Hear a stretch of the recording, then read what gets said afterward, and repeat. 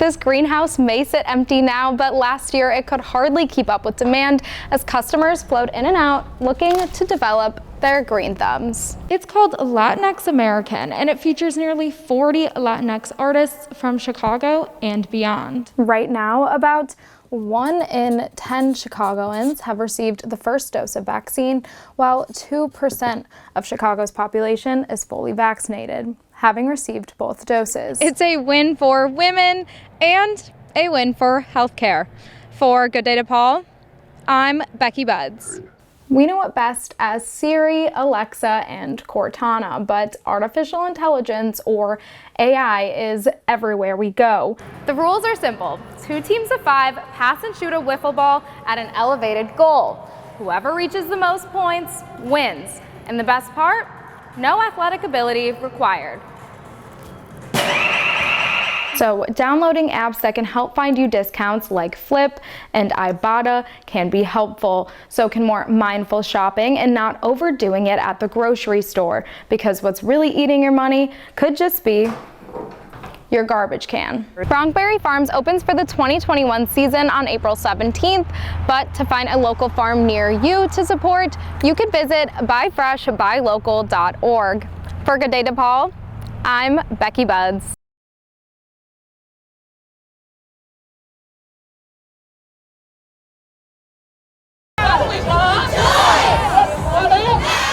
Thousands of people gathered at Daly Plaza on Saturday in support of women's reproductive rights. I think every woman should have the right to her own body, and I think the government should stay out of it. 1973, Roe was passed. It's now 2021, and we're worse off now than we were back then. Chicago's Defend Abortion Access rally was organized by local activists and healthcare groups, including Planned Parenthood of Illinois. It was one of the hundreds of rallies that took place across the country in response to the new Texas law, which bans most abortions after 6 weeks. It also allows anyone in Texas to sue someone who helps provide an abortion. In the past, some threats were like, this might happen, but this is really happening, and we're at a real danger of losing our reproductive freedom. And we're ready to fight. While Illinois' Reproductive Health Care Act ensures abortion is safe and legal here, many abortion rights activists fear other states will follow in Texas's footsteps. Injustice anywhere is a threat to justice everywhere, and what's happening in Texas is criminal and despicable, and if we don't stop it, it'll happen other places like here. Planned Parenthood of Illinois has already seen an influx of women from Texas seeking abortions here. Really unconscionable that people have to travel hundreds or thousands of miles, especially now under threat of being sued. One by one, speakers took to the stage sharing their personal experiences with abortion. Because abortion is healthcare, abortion is essential, and abortion is freedom. Thank you for that. A small group of counter-protesters were also in attendance, preaching anti-abortion messages. We want you to know the greatness of our Savior Christ. We want you to know His love. This weekend's demonstrations come just days before the U.S. Supreme Court reconvenes for its new term on Monday. On December 1st, the court is expected to hear a challenge to Roe v. Wade out of Mississippi, where a new law bans abortions as early as 15 weeks. For Good Day DePaul, I'm Becky Budds. With winter approaching and experts predicting a surge in COVID-19 cases, many small business owners are facing a looming uncertainty. My concerns are, will I still be here? I don't know. I don't know. Lisa Collins, owner of Lauren Ray Jewelry Boutique in downtown Naperville, has worked hard to keep her business afloat. Between COVID-19 restrictions in March and looting in May, the past few months have not been easy. A report released by Yelp this month shows 60% of businesses that shut down in March are now permanently closed. Business owners worry that if COVID-19 cases and restrictions continue to rise in the winter, that number could increase. Sean LaFortune, a board member on the Naperville Area Chamber of Commerce, says without small businesses, the economy and many communities will suffer. Any collapse in small business obviously is going to not only have a detrimental effect to the surrounding community, but it's also going to have a detrimental effect for the long-term survivability in some of these communities. Many businesses were able to survive due to the Paycheck Protection Program, which helps them pay employees, rent, and utilities during shutdown.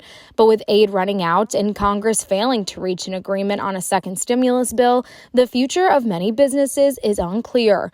Last week, the Small Business Roundtable wrote a letter to Congress saying, quote, "While we acknowledge the unprecedented support and resources that were directed to small businesses earlier this spring, more must be done."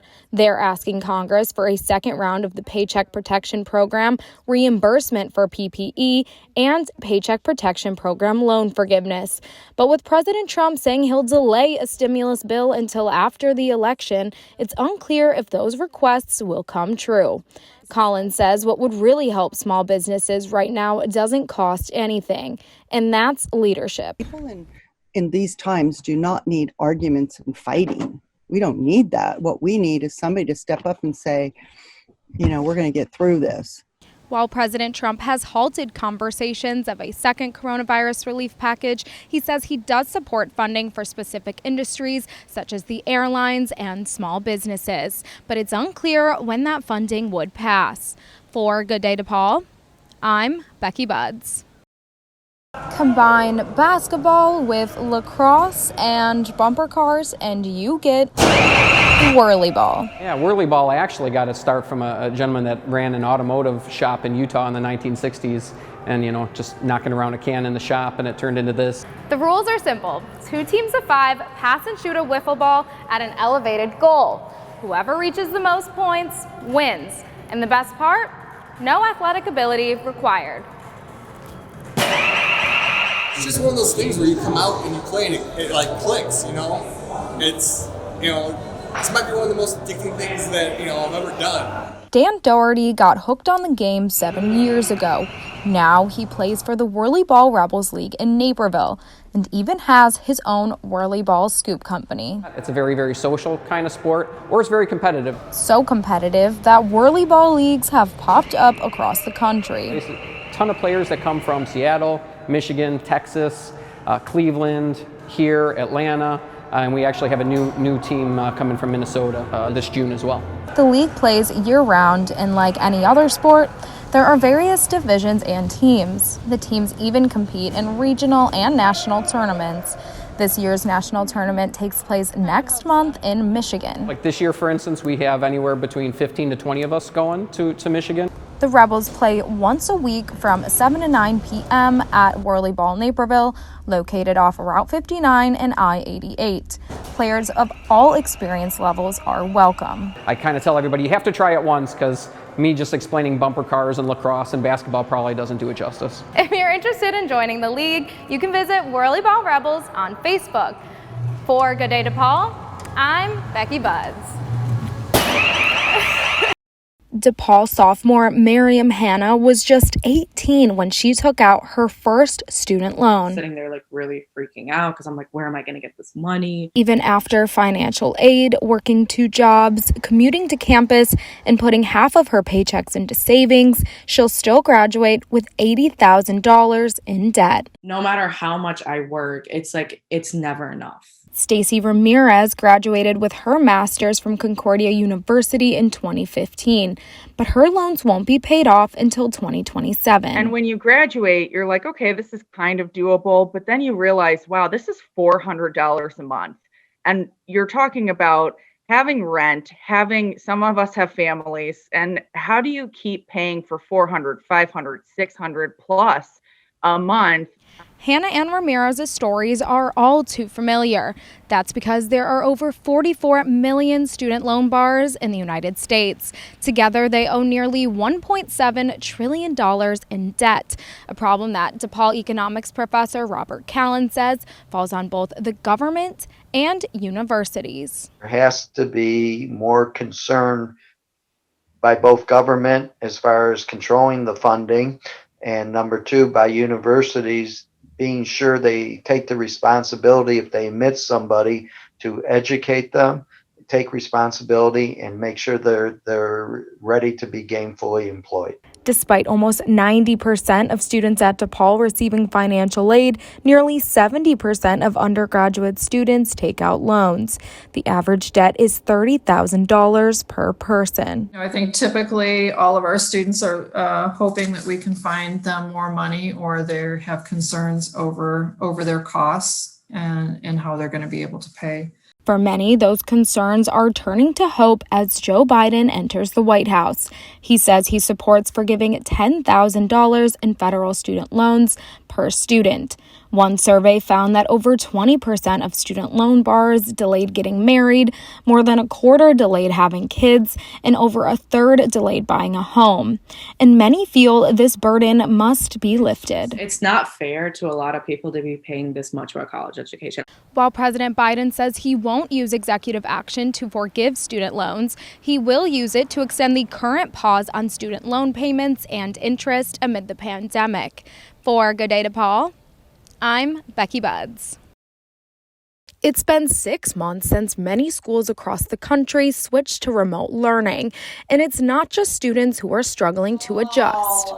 And make sure you put a box. It's been an emotional roller coaster. Allie Budds, a first grade teacher in Lockport, isn't alone.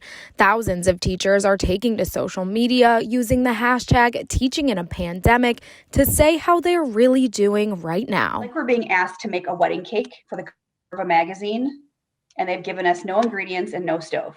And they're like, figure it out. Redoing lesson plans, figuring out technology, and keeping students engaged over a screen are just a few of the challenges teachers have faced in this new world of e-learning. Really tired and sleepy, maybe you might put 5, okay? So tell me how you're feeling. On top of educating and caring for students, nearly half of teachers say their own family is struggling due to the pandemic. This has taken a toll on many, with 1 in 3 teachers saying the pandemic has made them more likely to leave teaching sooner than planned. It's been challenging. I won't lie to you, it's taken a toll on a lot of teachers with their mental health. Yes. For many, taking care of their mental health means taking a break from technology. So at 4:30, I come to a stop. Unless it's an absolute emergency, it gives me time to reflect, finish what I need to finish, and then I'm able to kind of move forward and have that mental health break. As many school districts and parents disagree on how to reopen, teachers say there's a misconception that they don't want to return to the classroom. That's the furthest thing from the truth. We want to be in the buildings, we want students in the buildings, but we want everybody to be safe. While this year is proving to be anything but easy, there's one thing at the core of everything they do that they say keeps them going. That's the kids. I love them so much. I don't have kids, so they are my children, all 14 of them. I love seeing them. I love seeing them learn. I mean, it's seriously, it's all about that. Teachers say that support from parents and students has been huge. So if you know a teacher, reach out to them. A text or an email could go a long way. For Good Day DePaul, I'm Becky Budds.